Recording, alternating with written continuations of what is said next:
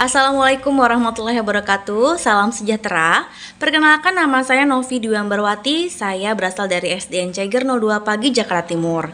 Saya adalah calon guru penggerak angkatan 9. Izinkanlah saya kali ini menyampaikan hasil dari aksi nyata saya di modul 1.4, yaitu pengimbasan kepada teman-teman sejawat tentang disiplin positif. Mudah-mudahan apa yang saya sampaikan memberi manfaat buat saya dan sekitar. Selamat menyaksikan.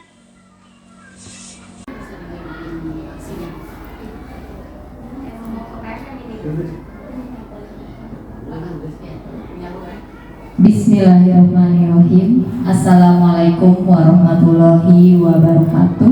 Waalaikumsalam warahmatullahi wabarakatuh. Alhamdulillahirabbil alamin. Wassalatu wassalamu ala asyrafil anbiya'i wal mursalin sayyidina Muhammadin wa ala alihi washabbihi ajmain, amma ba'du. Pertama-tama marilah kita panjatkan rasa puji dan syukur atas nikmatnya, atas kehadirannya tak henti-hentinya, telah memberikan hidayah dan nikmatnya sehingga kita semua dapat berkumpul dalam ruangan ini tanpa halangan sedikit pun, dalam kondisi sehat walafiat. Tak lupa marilah kita sanjungkan salawat serta salam kepada junjungan kita Nabi besar Muhammad SAW yang telah membawa kita keluar dari zaman kegelapan menuju zaman terang benderang.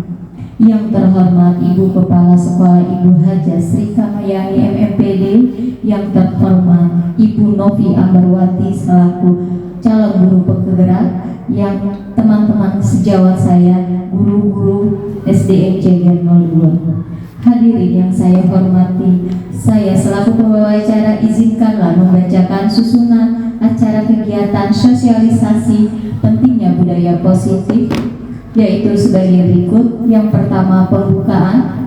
Kedua, menyanyikan lagu Indonesia Raya. Ketiga, sambutan oleh Ibu Kepala Sekolah. Keempat, sosialisasi pentingnya budaya positif. Kelima, berdoa. Keenam, tanya jawab. Dan ketujuh, penutup. Demikianlah beberapa serangkaian acara yang saya bacakan. Acara yang kedua yaitu menyanyikan lagu Indonesia Raya dipimpin oleh Ibu Daswati. Mohon izin para hadirin dimohon berdiri. Ibu Daswati, saya persilahkan.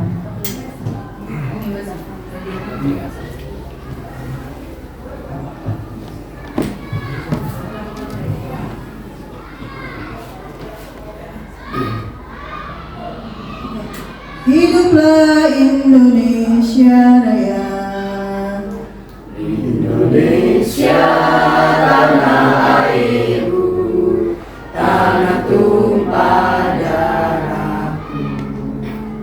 Di sanalah aku berdiri, jadi pandu ibuku. Indonesia kebangsaanku, bangsa dan tanah airku. Marilah kita berseru, Indonesia bersatu. Hiduplah tanahku, hiduplah negeriku, bangsaku, rakyatku semuanya. Bangunlah jiwanya, bangunlah badannya untuk Indonesia Raya. Indonesia Raya, merdeka, merdeka, tanahku, negeriku yang ku cinta. Indonesia Raya, merdeka, merdeka, hiduplah Indonesia Raya. Indonesia Raya, merdeka, merdeka, tanahku, negeriku yang ku cinta.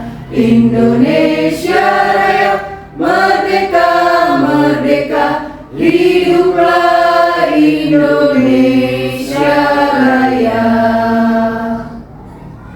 Terima kasih. Pada hadirin silakan duduk kembali. Acara berikutnya berikutnya yaitu sambutan oleh Ibu Kepala Sekolah SDN Ceger 02, Ibu Hajah Sri Kamayani, MMPD. Saya persilahkan.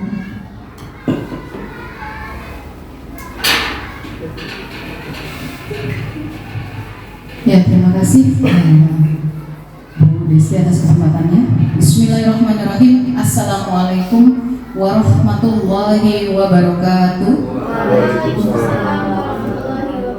Salam sejahtera dan salam sehat untuk kita semua.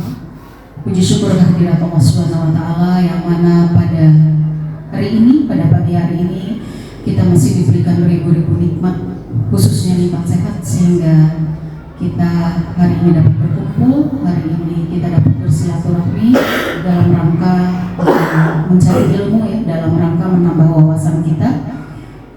Mudah-mudahan niat kita pada pagi hari ini Allah akan selalu memberikan keberkahannya. Salawat serta salam marilah kita curahkan ke baginda Nabi besar Muhammad SAW. Semoga di akhir yaumnya nanti kita selalu mendapatkan syafaatnya.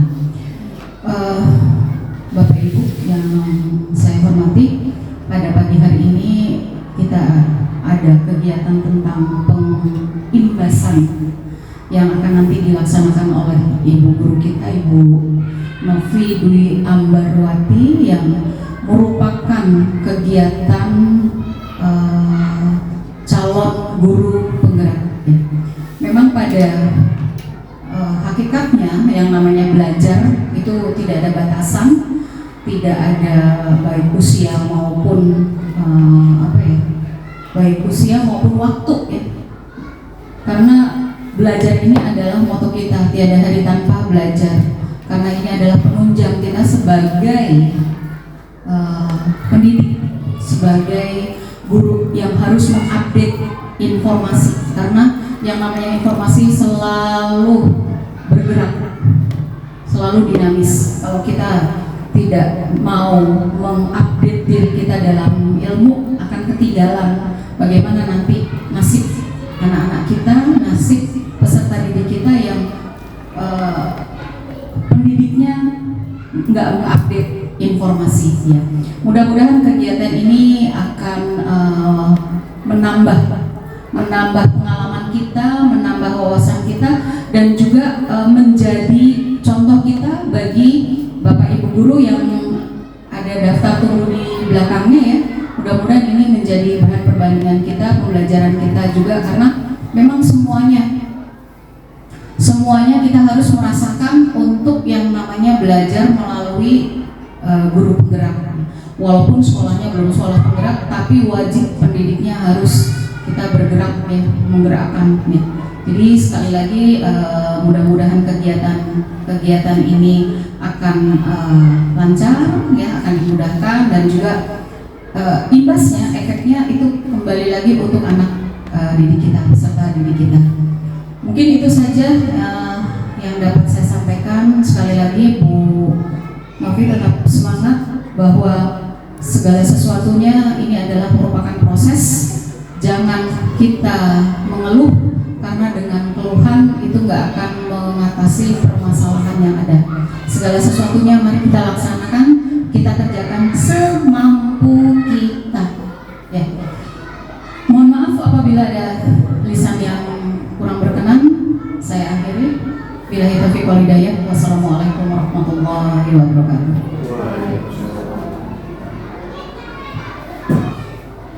Terima kasih kepada Ibu Kepala Sekolah. Acara berikutnya yaitu sosialisasi dari calon guru penggerak oleh Ibu Novi Ambarwati. Saya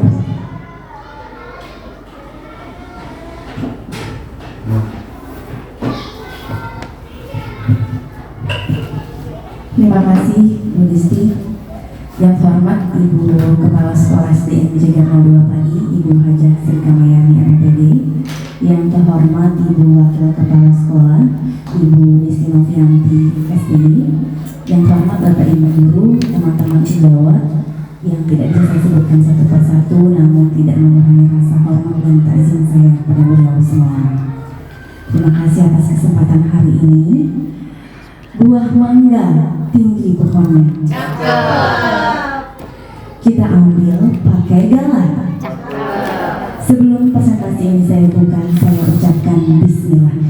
Bismillahirrahmanirrahim. Assalamualaikum warahmatullahi wabarakatuh. Waalaikumsalam warahmatullahi wabarakatuh.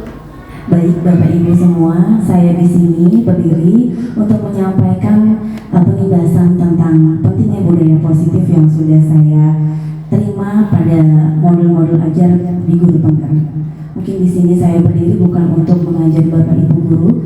Saya yakin Bapak Ibu semua sudah menjalankannya, bahkan mungkin lebih baik daripada saya. Tapi di sini saya menyampaikan sebagai salah satu persyaratan tugas saya dan sebagai salah satu bahan diskusi kita nanti bersama. Baiklah, kita mulai. Di sini ada kata-kata yang dibuat sama Mahatma Gandhi. Tetaplah berpikir positif, sebab pikiranmu akan membuahkan kata-kata. Tetaplah berkata positif, sebab kata-katamu akan membuahkan perilaku. Tetaplah berpikir positif, karena perilakumu akan menjadi kebiasaan. Tetaplah dengan kebiasaan positif, karena kebiasaanmu akan menjadi nilai-nilai. Tetaplah berpikir positif, karena nilai-nilaimu akan menjadi takdir. Di sini kita lihat sering digunakan berpikir positif. Apa sih berpikir positif? Nanti kita sama-sama pelajari.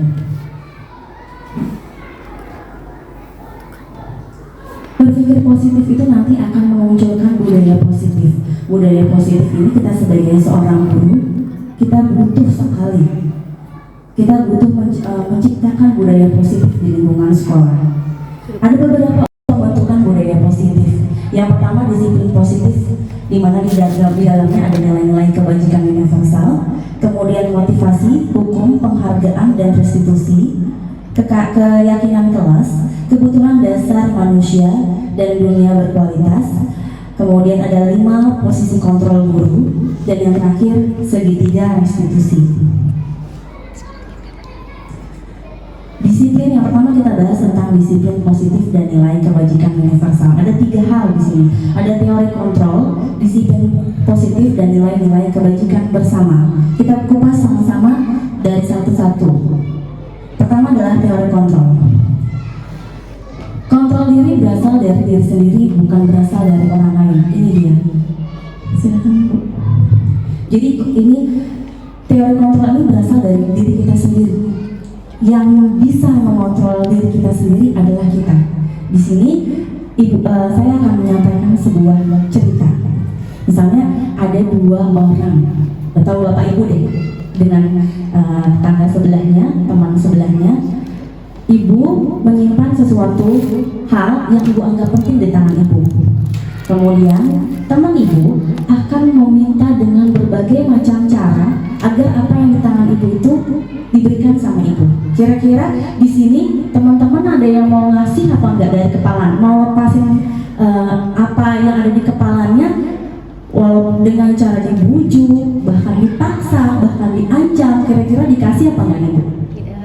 Tidak. Ada yang mau ngasih? Tidak. Kenapa alasannya tidak akan diberikan apa yang ada di kepala itu? Kira-kira apa nih yang ada di benak Bapak Ibu? Saya punya sesuatu nih, misalnya saya punya sesuatu, terus ini berharga buat saya. Terus Pak Bambang minta nih sama saya dirayu, bahkan saya diintimidasi sama Pak Bambang. Tapi saya kira-kira bagaimana? Nah itu saya berikan pertanyaan itu ke Bapak Ibu. Kira-kira kalau sudah seperti itu bagaimana? Dikasih atau tidak? Ya Bapak? Saya terus terang pasti tidak dikasih karena itu sangat, tetapi cara menyampaikan ke teman yang minta itu mungkin memberikan pemahaman apa supaya dia tidak tersinggung, dia tidak sakit hati bahwa memang saya sangat butuh barang itu, jadi saya tidak bisa berikan ke orang lain. Terima kasih jawaban Bu Agnes. Tepuk tangan buat Bu Agnes. Iya, ada beberapa orang yang seperti Bu Agnes yang tetap punya bukan kepercayaan diri, punya ketahanan diri supaya bisa tetap apa yang ada di kepalanya itu tidak diberikan kepada temannya. Tapi ada beberapa orang yang menjawab bahwa saya kasih deh, abis saya nggak tega ngeliat mukanya, biar bagaimanapun itu sahabat saya sendiri. Nah, ini adalah yang namanya kontrol diri, bahwa apa yang kita lakukan itu yang ngontrol itu diri kita sendiri ya Bapak Ibu ya. Setuju ya dengan apa yang disampaikan di sini? Ya. Nah, kontrol diri ini biasanya adalah ilusi guru mengontrol murid. Kemudian edukasi bahwa semua penguatan positif, efektif, dan bermanfaat. Ada juga bahwa kritik dan membuat orang merasa bersalah dapat menguatkan karakter. Itu pendapat yang ada di sini, ilusi-ilusinya saja. Kemudian orang dewasa memiliki hak untuk memaksa. Tapi ini hanya sekedar ilusi ya. Nanti kita cari tahu apakah benar ilusi-ilusi ini. Di sini ada disiplin positif lagi. Apa sih arti kata disiplin? Disiplin itu artinya belajar. Disiplin mengacu kepada disiplin diri yang memiliki tanggung jawab terhadap apa yang dilakukan berdasarkan nilai-nilai yang diyakini. Kalau kita sudah yakin atas nilai itu, dengan kesadaran penuh kita akan melaksanakan tanpa harus diminta. Kemudian disiplin positif, dari kata disiplin ini kita tambahkan menjadi disiplin positif, merupakan salah satu penerapan disiplin yang bertujuan untuk menumbuhkan kesadaran serta memberdayakan peserta didik tanpa imbalan atau reward atau ancaman atau hukuman. Karena selama ini kita jujur, saya pribadi sebelumnya melakukan hal ini. Jadi anak-anak yang sudah melakukan, saya rasa ya, anak-anak yang sudah disiplin akan saya kasih reward. Apa saya kasih pujian, atau mungkin saking keselnya saya lama-lama memberikan hukuman kepada anak itu agar bisa disiplin. Apakah ini nanti yang bisa kita lakukan? Kemudian sebagai seorang guru sekaligus pendidik, tujuan kita adalah mampu menciptakan peserta didik yang memiliki sikap disiplin sehingga dapat berperilaku yang mengacu pada nilai kebajikan dan memiliki motivasi untuk berubah ke arah yang lebih baik. Itu tujuan kita sama-sama. Setuju ya dengan yang ini ya Bapak Ibu? Kita bertujuan untuk supaya peserta didik bisa menjunjung sikap disiplin. Karena kita dari pembiasaan kita dari hari Senin sampai dengan hari Jumat itu sebenarnya kita fungsikan atau kita tujukan untuk kedisiplinan mereka. Nah, kedisiplinan itu nanti akan muncul kebajikan-kebajikan universal. Nih, apa sih kebajikan universal? Yaitu nilai-nilai atau prinsip mulia yang telah disepakati bersama lepas dari suku bangsa, agama, bahasa maupun latar belakang yang dianut secara luas. Luas ini berarti universal ya Bu ya. Nah, nilai kebajikan yang ada selama ini di kita nih, profil pelajar Pancasila, karena kita sudah menggunakan kurikulum kurikulum Merdeka, jadi kita menggunakan profil pelajar Pancasila. Bahkan kita nyanyikan setiap hari di kelas. Pelajar Pancasila beriman dan bertakwa, ini sampai kita nyanyikan di kelas agar supaya berawal dari nyanyian kemudian akhirnya nanti tertanam pada diri siswa. Kemudian ini ada building moral intelligence, yaitu ada beberapa, isinya ada empati, suara hati, kontrol diri, rasa hormat, kebaikan, toleransi, dan keadilan. Ada juga IBO Primary Years Program atau disingkat dengan PEP, dan keterampilan hidup. Ini adalah semua nilai-nilai kebajikan universal. Cuma kita untuk di sekolah kita lebih pada tertuju profil pelajar Pancasila. Motivasi, nah ini dia nih Bu, motivasi. Motivasi siswa itu ternyata ada dari motivasi intrinsik, ada juga ekstrinsik. Dari intrinsik itu bagaimana dia menghargai dan bermanfaat untuk orang lain, itu in. Kalau X itu menghindari hukuman dan mendapatkan pujian. Selama ini motivasi mereka kadang-kadang karena takut dihukum dan juga pengen dipuji sama Bapak Ibu guru untuk mendapatkan nilai. Kadang-kadang yang tadi saya bilang bahwa nanti kalau yang Pak Babang sering bilang di lapangan, yang barisan tertib masuk duluan, itu reward ya, berarti ya. Atau Pak Adha, anak soleh, berarti dengan pujian supaya anak soleh. Sebenarnya sih itu ucapan adalah doa. Tapi kalau nggak kita gituin, mereka nggak tertib gitu ya Bu, Pak. Jadi akhirnya ini motivasi ekstrinsik yang sering kita lakukan. Dari dalam anaknya ini belum ada nih. Ada sih beberapa dari sekian banyak anak ada yang sudah langsung tertib dan disiplin, namun lebih banyaknya adalah dorongan motivasi ekstrinsik. Bagaimana Bapak Ibu? Apakah yang disampaikan saya benar apa enggak ya? Mudah-mudahan benar ya, soalnya saya sudah melakukan selama ini saya sudah memperhatikan di lapangan kalau bapak-bapak dan ibu-ibu dalam pembiasaan, oh iya benar juga ya, ternyata motivasinya memang selama ini lebih banyaknya ekstrinsik ya Bu ya. Iya, yang intinya dari si anak itu paling 30%, 40%, sisanya itu motivasi ekstrinsik. Nah, ini kita belajar kepada kebutuhan dasar manusia. Kebutuhan dasar manusia adalah segala bentuk yang kita lakukan untuk mendapatkan apa yang kita inginkan. Segala hal yang kita lakukan pasti memiliki tujuan, serta seluruh usaha yang kita lakukan adalah dalam rangka agar kebutuhan dasar kita terpenuhi dengan baik. Ada lima dasar kebutuhan manusia. Yang pertama itu bertahan hidup, kesenangan, kasih sayang, dan rasa diterima, penguasaan, kebebasan. Mohon ditunjuk Bapak Ibu, dari 5 kebutuhan ini yang paling kuat buat Bapak Ibu yang mana? Yang dirasa sangat berarti, dirasa sangat kuat, harus saya miliki penuh. Bertahan hidup, betul sekali. Bahwa ini ada namanya piramida kebutuhan hidup. Yang paling jadi semakin ke bawah itu seperti piramida ya, semakin bawah semakin permukaannya lebih luas. Yang paling bawah adalah bertahan hidup. Ternyata anak-anak pun juga sama. Bukan kita hanya saja kita yang orang dewasa, anak-anak juga sama. Bertahan hidup butuh sandang, pangan papan, kesehatan dan keselamatan. Terima kasih Bapak Ibu semua. Kita setelah tadi tahu tentang disiplin positif, kemudian motivasi yang ada di anak. Nah, kita sekarang pelajari perbedaan apa hukuman, konsekuensi, dan restitusi.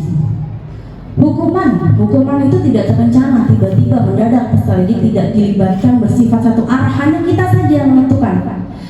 Kamu nggak bawa buku, besok nanti pulang sekolah tiket. Itu berarti hanya satu arah dari kita saja. Kemudian bersumber dari pemegang pimpinan, hukuman psikis dan fisik, karena pemegang pimpinannya adalah kita di kelas. Jadi si anak-anak itu mau nggak mau mengikuti namanya hukuman, hanya satu arah saja. Sedangkan konsekuensi terencana, disepakati, peserta didik dibuat untuk tidak nyaman. Guru selalu memonitor peserta didik. Sudah sepakat nih kita sama ini. Kadang-kadang sudah ini konsekuensi ya. Oke anak-anak, besok bawa PR ya. Kalau seandainya tidak membawa PR nanti dia apa kira-kira? Kita sudah sepakat sama anak-anak. Ibu kalau yang nggak bawa PR suruh piket musola. Ternyata besokannya ada anak yang tidak bawa PR. Nah di sini terjadi konsekuensi. Di mana anak jadi dibuat tidak nyaman. Dia udah deg-degan nih, aduh nggak bawa PR lagi, pasti suruh bersihin musola nih. Padahal walaupun itu sudah disepakati bersama sebelumnya, tapi bikin anak nggak nyaman nih di sini nih. Kemudian ada restitusi. Restitusi yaitu proses penciptaan kondisi peserta didik untuk memperbaiki kesalahan. Kolaborasi dengan peserta didik yang mengajarkan peserta didik ikut mencari solusi. Kalau di sini ini tidak kita satu arah atau tidak kesepakatan yang akhirnya memaksa anak untuk bisa ikut dengan tidak nyaman atau terbebani. Di sini anak bisa kita cari untuk mencari solusi. Tapi di sini solusinya itu nanti anak yang menciptakan. Kita hanya memancing, kita hanya sebagai pembimbing dan penuntun si anak supaya bisa memecahkan masalahnya. Kita lanjut ke penghargaan. Ini ada beberapa unsur penghargaan, dimulai dari pengaruh jangka pendek dan jangka panjang. Penghargaan itu sebenarnya kurang efektif. Kemudian penghargaan itu biasanya merusak hubungan, karena ada anak-anak yang akhirnya setelah dikasih penghargaan lebih, dia senang nih, tapi tiba-tiba dia tidak mendapatkan penghargaan, jadi sedih.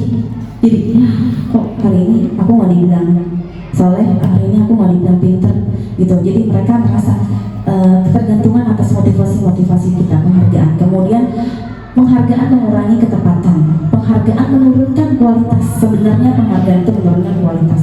Penghargaan mematikan kreativitas, penghargaan itu menghukum motivasi dalam diri saya. Ini yang selama ini kita lakukan Bapak Ibu. Saya juga sama melakukan hal yang sama. Bahkan kadang-kadang nih perkalian. Yang apa perkalian nanti dapat hadiah dari ibu. Hadiahnya misalnya cuma kue atau uang 5.000. Ternyata itu salah, ternyata nggak benar gitu. Yang seharusnya jangan digituin. Jadi suatu saat mereka tidak mendapatkan hal itu, mereka sedih. Ya, apaan nih guru? Oh biasanya kemarin aku dikasih ini, kok sekarang enggak? Jadi dia ngarepin ya Bu ya, bukan dari dia sendiri. Kemudian ada apresiasi. Apresiasi itu bentuk program kebajikan apresiasi. Di sini ada beri pengakuan secara khusus pribadi, semua murid konsisten dan fokus pada proses. Masih sama di apresiasi. di mana ada pembuka, ada nilai kebajikan dan situasinya. Contoh yang satu ya, kemarin saya diperhatikan. Ini yang tadi saya bilang, kemarin saya diperhatikan.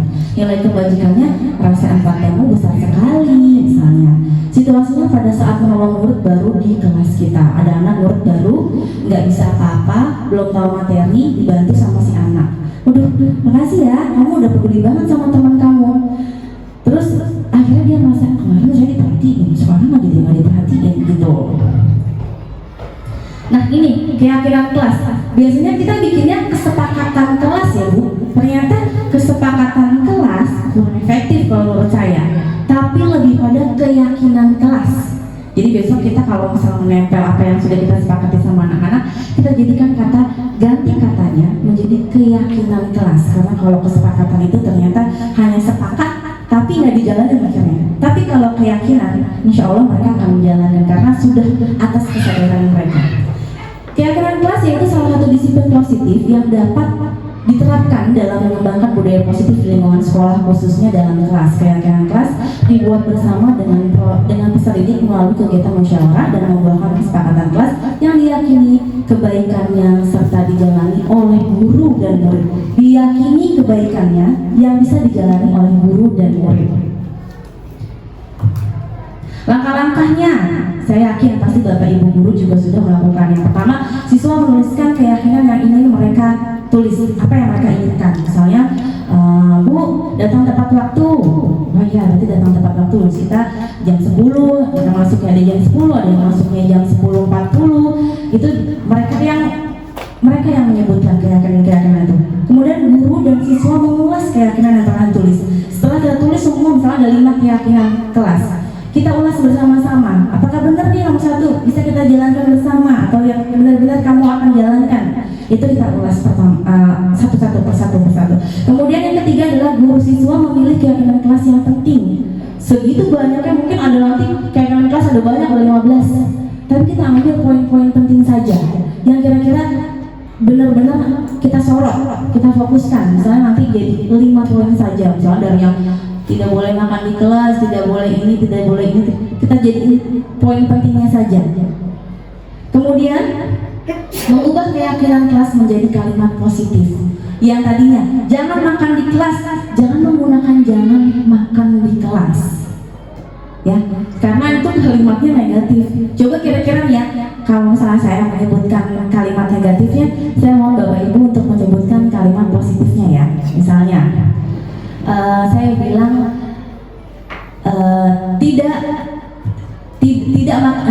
tidak makan di kelas, berarti kalimat positif kira-kira apa ya? Tidak makan di kelas. Kalimat positifnya dengan tidak menggunakan kata tidak bisa diganti dengan apa?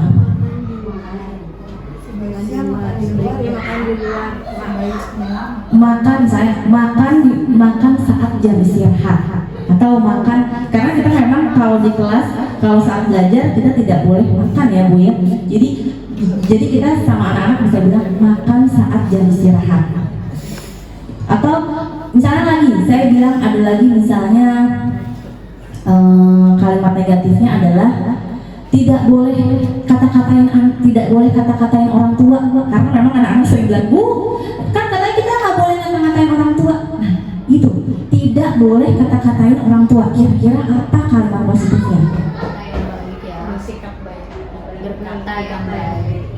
Berkata-kata yang baik. Jadi kita buat keyakinan kelas dengan menggunakan kalimat-kalimat positif. Jadi mudah-mudahan dengan kalimat positif, jadi mereka enggak merasa didikte atau merasa ketakutan atau merasa terhukum. Jadi memang kalimat positif ini yang nanti akan menjadi keyakinan kelas kita bersama. Kemudian mengecek dan meyakini keyakinan kelas, itu adalah yang terakhir. Mengecek kembali, menyepakati keyakinan kelas. Sepakat ya keyakinan kelas yang ada di sini? Oke, sepakat, kita jalani bersama. Jadi ini ya Bu, langkah-langkah membuat keyakinan kelas. Kadang-kadang kita melupakan ini nih Bu nih, kita tulis. Ternyata sebenarnya keyakinan kelas itu ada kata-kata yang menggunakan kalimat negatif. Nah di sini ada video, kita simak sama-sama ya Bu. Salam Mbak. Bapak Guru hebat. Dalam penerapan disiplin positif restitusi, salah satu program yang dikembangkan adalah 5 posisi kontrol. 5 posisi kontrol dalam restitusi adalah proses perjalanan seorang pendidik agar dapat mengenali dirinya. Pada video kali ini, kita akan membahas tentang 5 posisi kontrol yang dikembangkan oleh Diane Goshen dan contoh penerapannya. Dari 13 itu ada 8 orang ya. Cuma 1 5 posisi kontrol itu adalah 1. Posisi penghukum. 2. Posisi pembuat merasa bersalah. 3. Posisi teman. ada 1. 4. Posisi pemantau atau monitor. Dan 5. Posisi manajer. Untuk lebih memahami kelima posisi tersebut, mari kita saksikan kasus Naren yang terlambat hadir 20 menit di sekolah dan melihat bagaimana kelima posisi kontrol dalam menghadapi masalah tersebut. Ya udah kita janji, cuma data yang dari LP13 ambil dulu, kemudian nanti gue ke lo ya.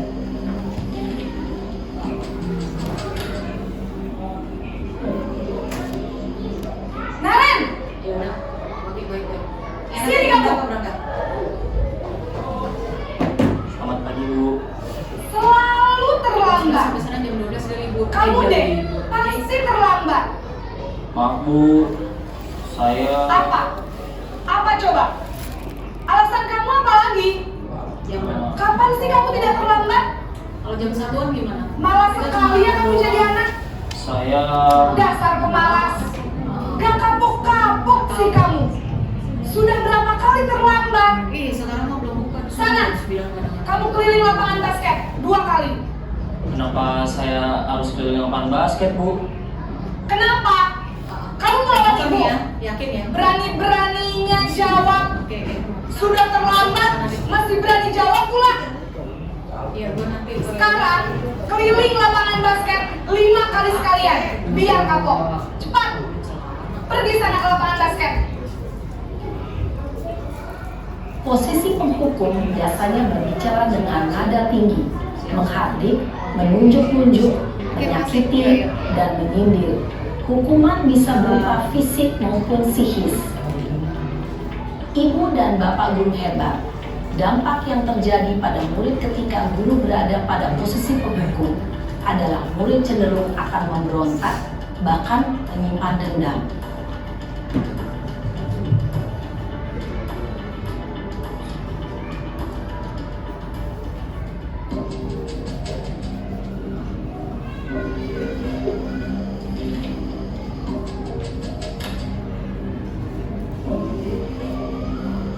Naren,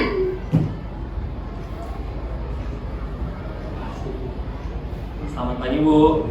Naren. Kamu kenapa terlambat lagi, nak? Ya Tuhan, Naren. Kamu senang ya bikin ibu susah ya? Kalau kamu terlambat lagi, nanti ibu yang ditegur bapak kepala sekolah, nak. Disangka ibu tidak bisa membina kamu. Duh, gimana ini? Maaf Bu. Duh, Gusti Naren. Kamu suka ya kalau ibu ditegur bapak kepala sekolah? Terus, sekarang ibu harus tulis apa ini di buku absen? Ini kamu sudah sering terlambat loh. Ibu harus apa coba? Maaf Bu. Maaf sekali. Ya sudah, lain kali jangan bikin ibu susah lagi ya nak ya. Ibu tidak akan kuat lagi kalau kamu begini terus. Bisa jantungan kalau ibu ditegur bapak kepala sekolah. Sana cepat kelas. Maaf ya Bu. Maaf sekali. Posisi pembuat rasa bersalah berbicara dengan nada tenang, cenderung lembut. Namun kata-kata yang diutarakan membuat murid merasa menjadi orang yang gagal, memandang buruk dirinya sendiri, merasa tidak berharga, dan tidak sanggup membahagiakan orang lain. Ketika guru mengambil posisi pembuat rasa bersalah, murid akan menganggap dirinya yang bersalah dan ia akan menyimpan emosi negatif tersebut di dalam dirinya.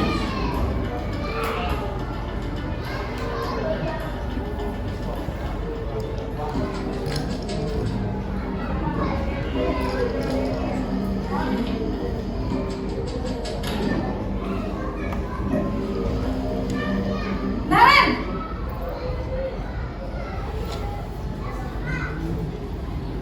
Selamat pagi, Bu. Wah, sudah jam berapa ini, Nak? Terlambat lagi ya, sayang. Iya, Bu. Habis ibu saya lupa bangunkan saya, Bu. Kamu malah menyalahkan ibu kamu. Kamu bukannya anak yang larinya paling kencang. Kok terlambat sih? Iya, Bu. Saya memang terlambat bangun tadi. Jadi, biarpun saya lari kencang, tetap gak kekejar, Bu. Ya sudah sana. Nanti lain kali larinya lebih kencang lagi ya. Biar gak terlambat lagi. Bikin seneng ibu. Demi ibu. Bisa kan? Bisa lah, Bu. Ya sudah sana masuk kelas. Ibu beresin urusan absen kamu. Kamu ini ada-ada saja. Dalam posisi teman, guru berbicara dengan nada suara ramah, akrab, cenderung bersenda gurau untuk menjaga suasana tetap santai. Murid akan merasa senang, aman, dan akrab dengan guru. Identitas yang tercipta adalah identitas sukses atau berhasil.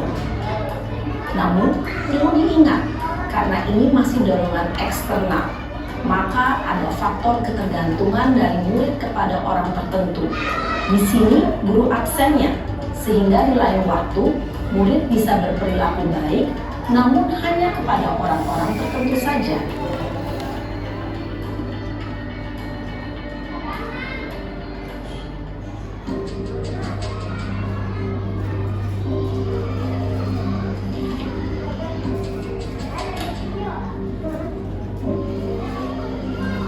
Naren!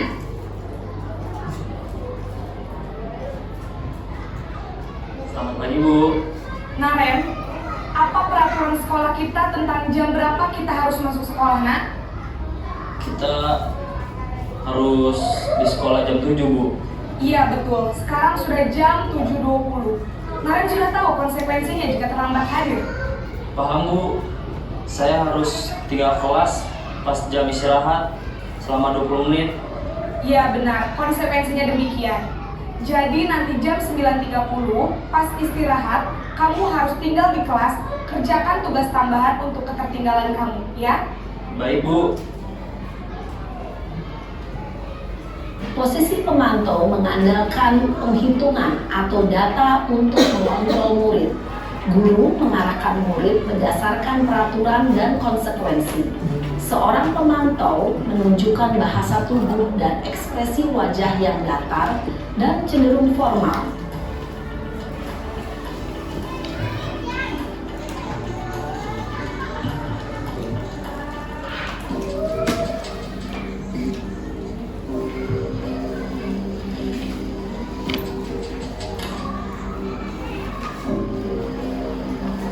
Naren!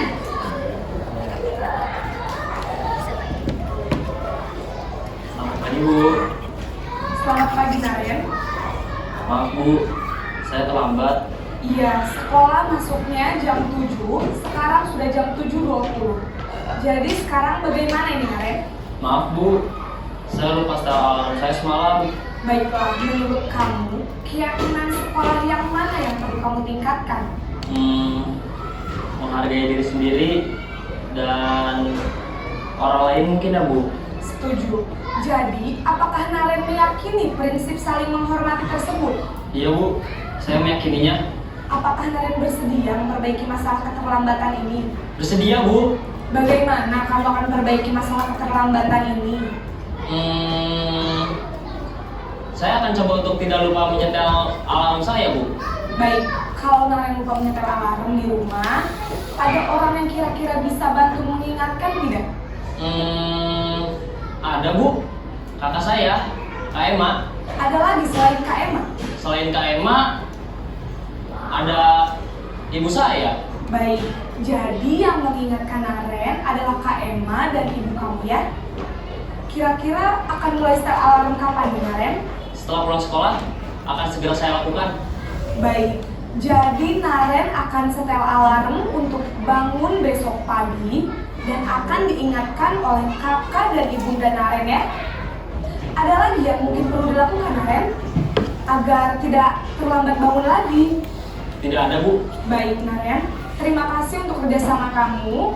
Sekarang kamu perlu kembali ke kelas untuk belajar. Baik, Bu. Terima kasih. Posisi manajer adalah posisi kontrol yang disarankan untuk membimbing murid memiliki sikap disiplin yang positif, yaitu murid yang mandiri, bertanggung jawab, dan dapat memecahkan masalah. Tujuan Baik semua. Oke, tadi ada 5 posisi kontrol sebagai seorang guru. Yang pertama adalah penghukum, yang kedua pembuat rasa bersalah, yang ketiga teman, yang keempat pemantau, dan yang kelima manajer. Secara jujur sebelum saya membaca modul ini, sebelum saya mempelajari modul ini, saya sering melakukan di poin 2 dan poin 3 sampai 4. Kalau penghukum saya kebetulan tidak. Cuma yang sering saya lakukan adalah posisi kontrol sebagai seorang teman di sini. Sering saya lakukan dan sebagai seorang pemantau. Mungkin dari Bapak Ibu juga ada yang pernah melakukannya juga. Karena kita sama-sama sering berkomunikasi dan berkolaborasi.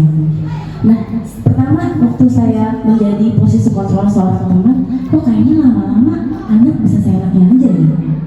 Kok anak bisa santai banget gitu ngomong sama kita sebagai seorang guru. Jadi dia seenaknya dia aja tanpa ada rasa takut. Kayak tadi yang di posisi Naren, udah kamu jalan aja, nanti absen gampang, ibu yang atur. Jadi dia seenaknya aja ya Bapak Ibu ya. Kemudian sebagai seorang pemantau juga kita sering lakukan. Dimana kita kemarin coba di keyakinan kelas, masih ingat gak keyakinan kelas? Kita mengingatkan tentang keyakinan kelas, kita memantau. Ternyata hal itu tidak baik, ternyata hal itu tidak tepat. Sebenarnya posisi kontrol kita yang baik adalah sebagai seorang manajer. Karena ini sudah saya lakukan. Saya sudah lakukan kemarin kepada 2 orang anak saya. Yang pertama karena dia datang terlambat. Di jam 10.40 kita masuk, dia di jam 11 masuknya. Tergopoh-gopoh dia lari. Terus saya lakukan posisi kontrol bagaimana seorang manajer. Yang tadinya saya dulu sebelum ada kegiatan pembelajaran melalui guru penggerak ini, saya sering menggunakan posisi kontrol seorang teman dan pemantau. Ternyata itu kurang efektif. Besokannya ada lagi anak yang seperti itu. Besokannya ada lagi anak yang seperti itu. Namun pada saat saya menerapkan posisi kontrol sebagai seorang manajer, ternyata itu efektif banget. Pertama-tama kita tanya dulu sama dia, ini sudah jam berapa nak? Kemudian tanya alasannya dia kenapa ya, alasannya apa. Kemudian biar dia sendiri yang menentukan solusinya. Ternyata itu lebih efektif dan besokannya hal itu tidak terjadi lagi. Sama juga dengan saat tidak mengerjakan PR. Dengan tidak mengerjakan PR, awal-awalnya saya menggunakan posisi teman maupun pemantau. Karena kita sudah punya keyakinan kelas, udah kamu jalani itu konsekuensi kamu karena kamu nggak ngerjain PR. Besokannya ada lagi anak yang ngerjain PR. Besokannya ada lagi yang ngerjain PR. Termasuk Fadli Pak ada saya gunakan posisi kontrol manager ini pada saat dia nggak mau sholat. Saya beberapa bulan yang lalu tuh berkeluh kesah sama Pak Ada. Ada satu anak saya yang setiap sholat zuhur itu dia selalu ada di kelas. Nggak tahu kamu kenapa nggak sholat nak? Saya sampai bilang sama Pak Ada, Pak Ada bisa nggak tolong bilangin sama kerjasama mengingatkan Fadli.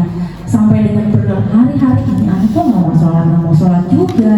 Sampai saya ledekin nih, terlalu diukir Pak Ada loh. Sampai saya gituin tuh, saking saya supaya ternyata nggak benar. Setelah saya tahu ini modul ini saya pelajari, saya gunakan dengan menggunakan posisi manajer. Akhirnya sekarang itu anak jadi sholat. Terus dalam hati saya, ngapain juga saya capek-capek ya pada waktu itu, sampai saya ingetin tentang dosanya gimana, segini. Pokoknya sampai saya baik-baikin, sampai kok anak soleh, kita anak ibunya ini. Pokoknya saya baik-baikin dia supaya bisa saya anggap dia sebagai seorang teman. Saya anggap dia sampai menggunakan rasa bersalah. Posisi membuat merasa bersalah. Fadli, kalau kamu nggak sholat nanti ibu loh yang ditegur sama Allah. Gimana sih di sekolah apa nggak diingetin sama ibu gurunya? Sampai saya bilang begitu. Berarti kan itu membuat rasa bersalah si anak. Ternyata itu nggak kena nih di hati si anak ini. Akhirnya dengan menggunakan posisi manajer ini malah dia sekarang mau sholat. Mungkin ada pengalaman dari Bapak Ibu yang menggunakan posisi sebelum manajer kali ini penghukum, misalnya kayak tadi Naren. Kamu datang jam berapa? Lihat ini jam berapa kamu? Berdiri kamu di situ. Sering yang kita lakukan ya Bapak Ibu ya. Cukup. Besokannya dia lagi. Setiap hari Senin, setiap upacara bendera 6:30 dia datang jam 6:30 lewat. Cukup lari. Besokannya dia lagi nih. Kok besokannya dia lagi? Kok kenapa ya dia lagi tiap gitu. Sering kita temukan si Stephen yang kelas 3C ya, itu terlambat mulu ya. Kita ternyata belum melakukan hal itu. Mungkin besok sama-sama karena kita sudah tahu posisi kontrol seorang guru, kita coba posisi kontrol manajer ya. Kalau misalnya nanti Stephen datangnya terlambat di jam 6:30 lewat, karena saya perhatiin si Stephen terus yang sering datang terlambat. Kita cari tahu dulu kenapa alasannya, kemudian solusinya kita lemparkan kepada Stephen. Mudah-mudahan dia besokannya tidak terlambat, karena ini sudah saya coba dan akhirnya hasilnya juga baik. Kita lanjutkan Bapak Ibu. Ini tadi 5 posisi kontrol guru: penghukum, pembuat rasa bersalah yang nomor 2, kemudian teman, pemantau, dan manajer. Yang disarankan adalah manajer ya, posisi kontrol gurunya sebagai seorang manajer. Kemudian ini ada penerapan restitusi segitiga restitusi, di mana kita setelah tahu posisi kontrol, kita lakukan ini. Bahagia Ibu dan Bapak guru hebat. Pada video kali ini kita akan membahas tentang salah satu program disiplin positif yang diterapkan di lingkungan sekolah yang dikenal dengan nama restitusi.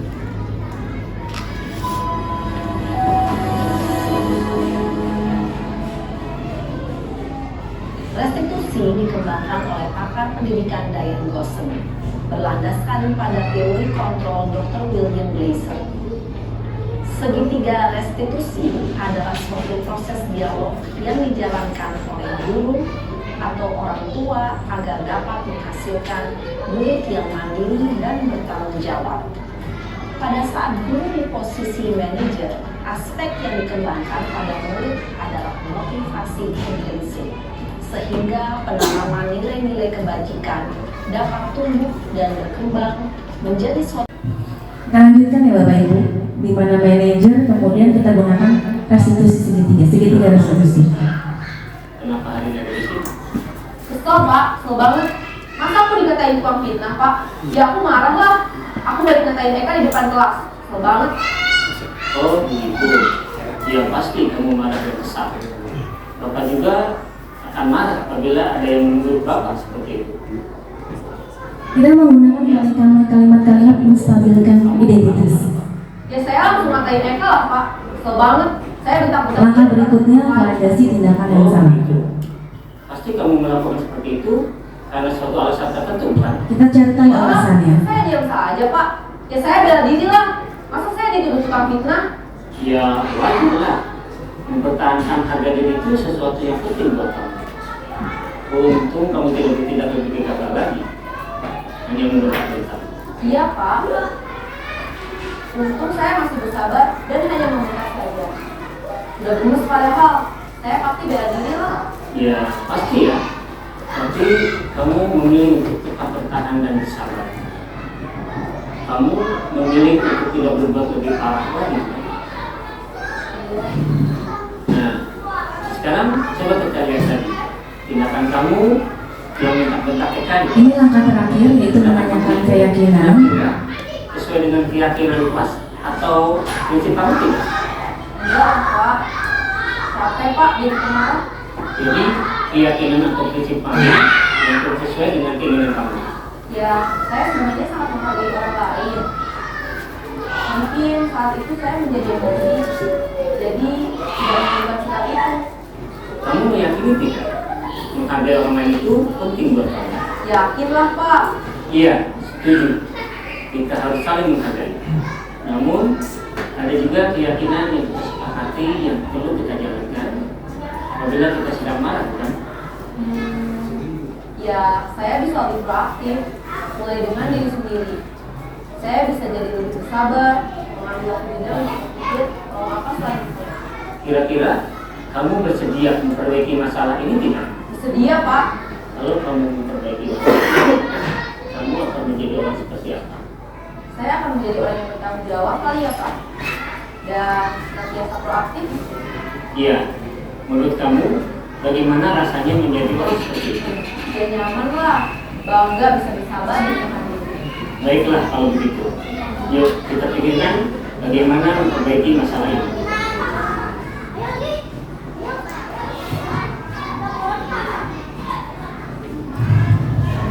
Ibu dan Bapak Guru hebat. Baru saja kita Itu tadi langkah-langkah segitiga restitusi. Yang pertama, kita menstabilkan identitas.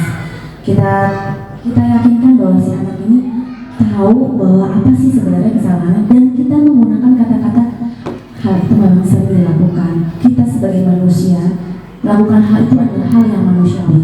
Misalnya saat dia datang terlambat, misalnya anak saya yang kemarin datang terlambat adalah Fahri datang jam berapa sekarang? Kita masuknya jam berapa ya? Ya udah, manusiawi. Biasanya terlambat itu memang kadang atau sering dilakukan oleh beberapa orang. Terlambat itu hal yang biasa. Jadi kita membuat mereka nyaman dulu dengan kata-kata kita, dengan cara itu hal yang kesalahan yang sering terjadi sama setiap orang terlambat. Kita bikin dia nyaman. Setelah dia nyaman, baru kita cari tahu alasan dia sampai terlambat karena apa. Ini tadi segitiga restitusi. Nih, kita pakai kata-kata yang seperti ini, menstabilkan identitas tadi, yaitu berbuat salah itu tidak apa-apa, nah, bikin dia nyaman. Tidak ada manusia yang sempurna. Saya juga pernah melakukan kesalahan seperti itu. Kemarin juga ibu bilang, saya bilang sama Fahri, ibu juga pernah melakukan kesalahan seperti Fahri, datang terlambat. Manusiawi itu hal manusiawi, bikin mereka nyaman. Kemudian ibu tidak akan mencari siapa yang salah, namun di sini kita cari solusinya. Kemarin ibu saya bilang sama Fahri, ya sudah, nggak apa-apa. Udah itu ibu nggak akan tanya-tanya kamu kenapa bisa begini, kenapa bisa begitu, tapi kita cari solusi bersama ya nanti ya. Ibu tanya dulu alasannya kenapa, kemudian kamu berhak merasa seperti itu. Nah, setelah kita menstabilkan identitas, lanjut kita ke langkah berikutnya, yaitu validasi tindakan yang salah. Gunakan kata-kata seperti ini. Kamu pasti punya alasan. Kita cari tahu alasan dia kenapa bisa sampai melakukan hal itu. Kamu pasti punya alasan mengapa hal itu bisa kamu lakukan. Kamu patut bangga kalau misalnya dia kamu bangga pada dirimu karena kamu telah melindungi sesuatu yang penting buatmu. Saking dia ingin melindungi sesuatu hal yang penting, dia akhirnya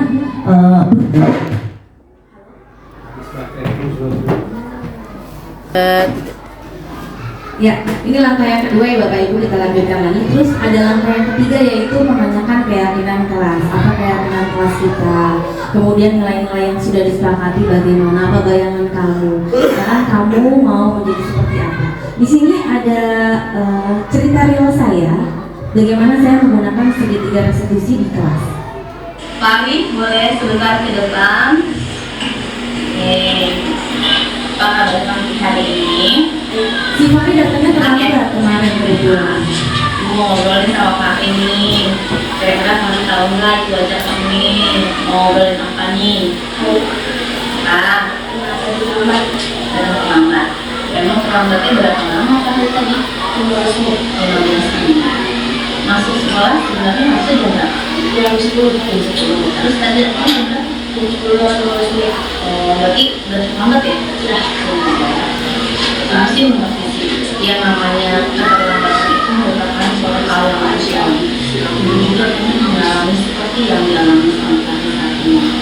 Tapi ibu nggak tahu nih alasan Fahri terlambat karena apa ya? Main game sama pulang. Emang main gamenya berapa lama tadi? 3 jam, sampai jam berapa paling main? Jam 12 malam, kemudian tidurnya jam berapa? Jam 12 tidur. Bangunnya jam berapa? Baru bangun jam 10 siang.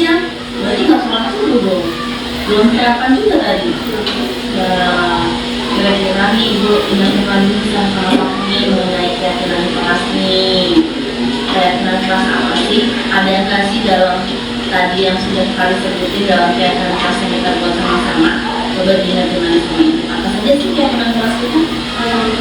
Datang tepat waktu, tidak boleh dilakukan, menjalankan sekolah kelas. Kira-kira keyakinan kelas yang berapa tadi yang sudah tidak sesuai dengan keyakinan kelas itu? Datang tepat waktu ya? Keyakinan kelas yang berapa tadi? Yang pertama, kedepannya ini informasi bagaimana supaya tidak terlambat lagi ya, cara yang terbaik Dia mencari solusi apa nih? Menanyakan saja. Beristirahat. Oh, jadi kedepannya kamu mau main gamenya ada batasan waktunya, tidak mengganggu waktu istirahat. Kira-kira main gamenya mau jam berapa nih? Oh, jadi jam aja. Bisa nih, benar-benar bisa kamu lakukan. Oke, kalau begitu. Terus istirahatnya jam 9. Kalau istirahat jam 9, kira-kira bangunnya bisa jam berapa? Jam setengah sholat subuh ya? Bisa sholat subuh juga, bisa sholat juga. Mudah-mudahan kedepannya nanti bisa melaksanakan apa yang sudah disampaikan, yaitu main jam tidak terlalu lama dan tidurnya juga tidak terlalu malam supaya bisa bangun pagi-pagi untuk sholat subuh, sarapan dan tidak terlalu sekolah. Mudah-mudahan apa yang diharapkan sama Papi, apa yang sudah direncanakan sama Papi, apa yang sudah dijadikan solusi buat kami supaya tidak terlambat, bisa benar-benar nantinya tercapai. Semangat buat kami terus ya. Terima kasih Papi. Nah, ini dia Bapak Ibu yang tadi saya sudah sampaikan bahwa segitiga restitusi ini akhirnya memberikan solusi buat dia sendiri. Dan sekarang udah nggak terlambat lagi. Dan memang itu kayaknya sudah jadi tradisi anak-anak kita nih. Kayaknya kita sekarang sudah dijajah sama gadget. Mereka main HP sampai lupa waktu, lupa makan, bahkan boro-boro sholat. Makan aja kadang-kadang harus diteriakin. Itu pengalaman saya sendiri soalnya kadang-kadang juga. Jadi ini yang kita cari. Bagaimana biar dia bisa keluar dari masalah yang dia hadapi. Gak usah kita teriak-teriak, gimana sih? Datangnya teman-teman melambat, gimana sih? Kamu ngapain aja di rumah? Atau misalnya ada anak yang tidur di kelas, astagfirullahaladzim, tidur lagi di kelas, kamu tuh tidur jam berapa nih sekarang? Itu udah nggak bisa kita gunakan, udah nggak efektif. Jadi kita pakai segitiga restitusi ini. Itu saja yang sudah saya sampaikan, dari mulai disiplin positif, posisi kontrol sebagai seorang guru, serta segitiga restitusi. Mungkin ada dari Bapak Ibu guru yang atau Ibu kepala sekolah yang ingin menanggapi atau menanyakan sesuatu hal. Terima kasih.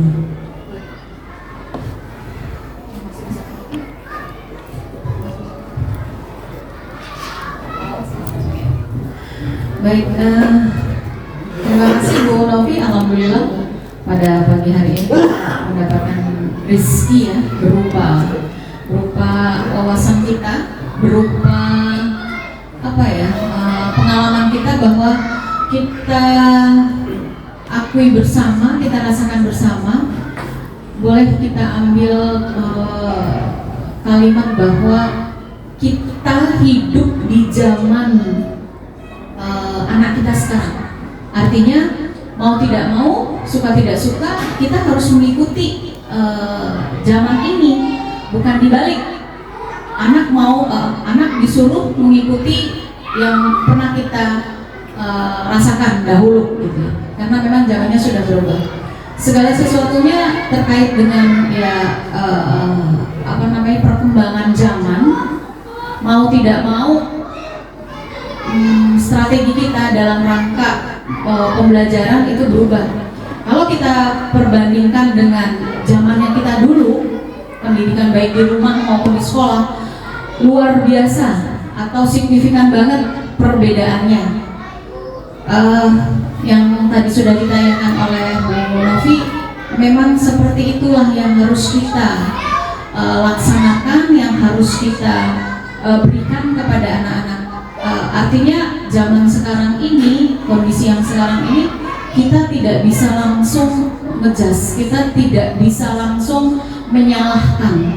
Beda kalau dengan zamannya kita dulu gitu. Pokoknya kita benar atau tidak benar, belum kita mengungkapkan pendapat kita, udah kita salah aja. Dan pada saat itu mungkin perilaku kita, sikap kita, mental kita memang diarahkan untuk sana gitu ya. Tapi kalau anak-anak sekarang terkait tadi adanya faktor media sosial, mereka belajar dari sana. Jadi bisa langsung berdebat. Kalau di zamannya kita kan boro-boro berdebat ya, kita istilahnya ditegur sama orang tua, apalagi ditegur sama guru, takutnya luar biasa. Tapi anak-anak sekarang itu tidak seperti itu. Betul bahwa pendekatan yang sekarang itu pakai hati, sentuh hatinya, rangkul, pegang hatinya ya. Jadi kondisikan kita sebagai anak-anak kita sebagai ketemu, artinya dia biar bisa mengungkapkan semua isi hatinya. Jadi betul Bapak Ibu, Bu Novi, bahwa kepada anak-anak sekarang kondisikan kita itu sebagai temannya, tetapi dengan catatan bahwa ada batasan-batasannya. Jangan sampai kita mengkondisikan peserta didik kita sebagai teman, jangan sampai ada kesan nanti dia melonjak sama kita. Kita bisa menempatkan diri di mana itu kita formal, di mana itu kita serius, dan pada saat kapan kita bisa bercanda dengan anak-anak. Jadi sekali lagi memang pendekatan ke anak itu tadi satu aja kata kuncinya, bahwa sentuh hatinya. Itu saja Bu Novi tambahannya. Terima kasih. Baik, terima kasih Ibu Kamai atas penguatannya. Betul bahwa tadi yang disampaikan sama Ibu Kamai sesuai dengan filosofi Ki Hajar Dewantara, bahwa pendidikan harus sesuai dengan kodrat alam dan kodrat zaman. Bagaimana kita bisa mengikuti, kalau seandainya kita mengajar kebetulan kita di daerah kota ya, walaupun mungkin kotanya kita masih kota pinggiran di Jakarta Timur, yaitu di Cipayung, tapi kita kondisikan bahwa di Cipayung itu seperti ini. Kita jangan sampai tertinggal. Kemudian kodrat zaman, kita sebagai seorang guru harus tetap mengikuti perkembangan zaman. Jangan sampai akhirnya kita ketinggalan. Apalagi buat kita nih yang pendidikan terus perkembangan sangat pesat. Aplikasi-aplikasi digunakan baru lagi. Kita jangan sampai tertinggal. Kita sama-sama ya, kemarin kita sudah sepakat Bu bahwa kita mau berkolaborasi bagi teman-teman yang punya pengalaman, punya ilmu baru tentang aplikasi-aplikasi baru, nanti akan disampaikan bareng-bareng supaya kita sama-sama maju. Mudah-mudahan ini pengalaman dari saya Bu. Kemarin saya cerita sama teman-teman CGP bahwa mereka salut, bahkan ibu pengajar praktek saya salut Bu sama kondisi silaturahmi atau keadaan guru-guru di SD kita. Bahkan sampai kemarin diledek tuh pas lokakarya kemarin, satu lokakarya Bu. Bu Novi itu sekolahnya, saya tahu kenapa Bu Novi bisa ceria kayak gini, karena sekolah ibu namanya SDN Seger 02 Pagi, katanya gitu bukan?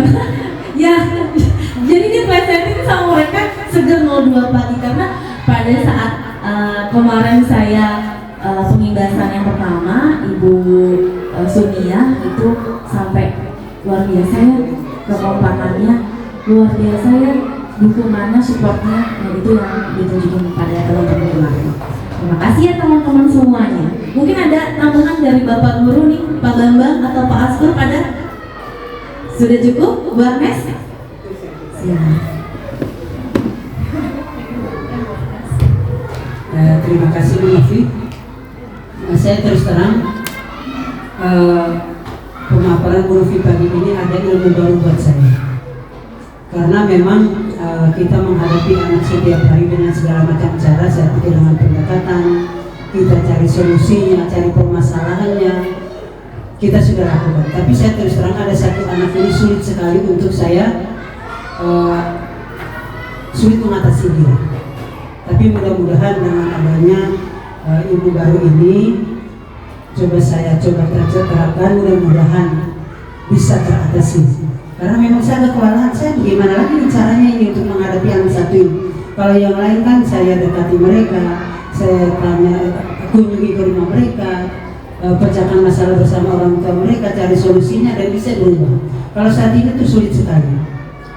Kita berikan hukuman, kita kasih tahu dia, kita mau ngomelin, kita berikan tahu pelan-pelan juga dia merasa ya biasa aja. Jadi tidak pernah merasa bersalah, tidak pernah merasa ya nggak tahu lah karena orangnya seperti itu. Tapi mudah-mudahan dengan ilmu yang saya dapatkan ini coba kita sebagai manajer, sebagai apa tadi? Ya, mudah-mudahan kita coba supaya bisa teratasi.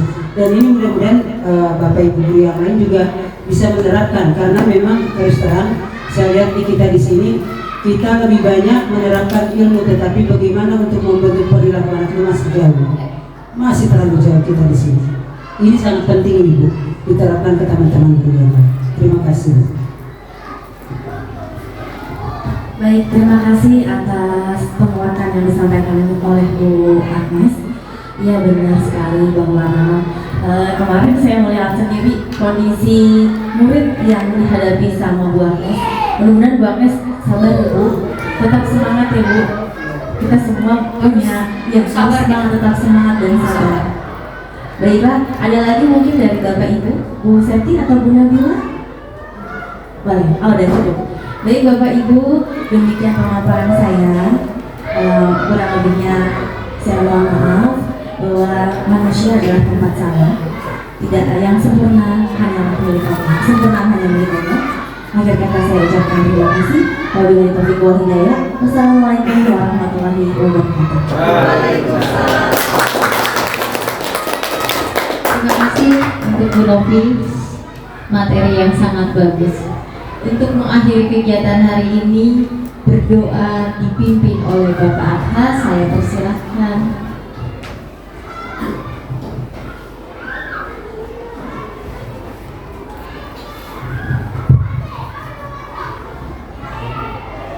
Bismillahirrahmanirrahim.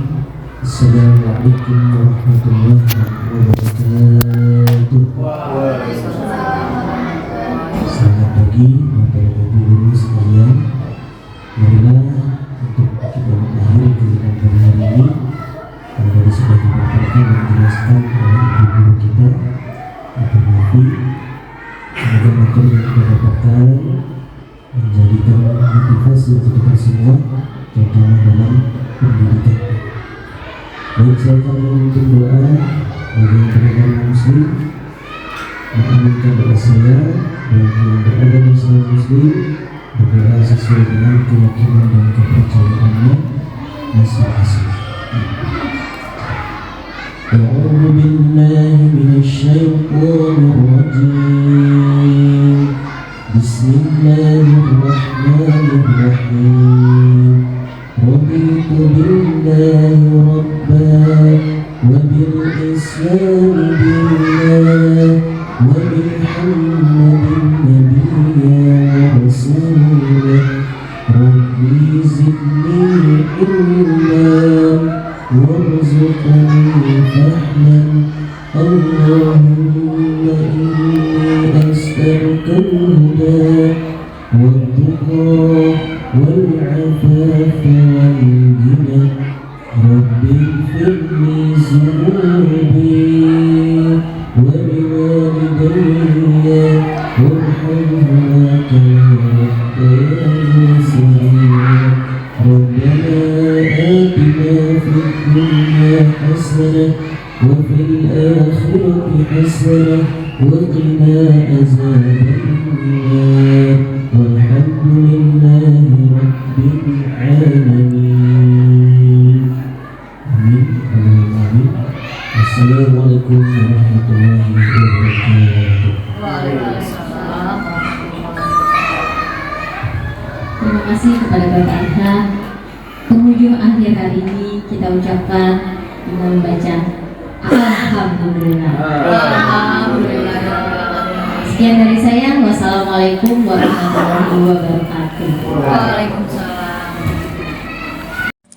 Demikian video saya buat mengenai aksi nyata saya pada modul 1.4 tentang pengimbasan disiplin positif yang saya imbaskan kepada teman-teman sejawat saya di SDN Ceger 02 Pagi. Mudah-mudahan ilmu yang saya sampaikan bisa bermanfaat untuk saya dan sekitar. Terima kasih saya ucapkan kepada teman-teman yang sudah menyimak video saya. Marilah Bapak Ibu guru hebat, kita ciptakan disiplin positif kepada peserta didik kita di lingkungan sekolah maupun di luar lingkungan sekolah. Terima kasih. Wabillahi taufiq wal hidayah. Wassalamualaikum warahmatullahi wabarakatuh.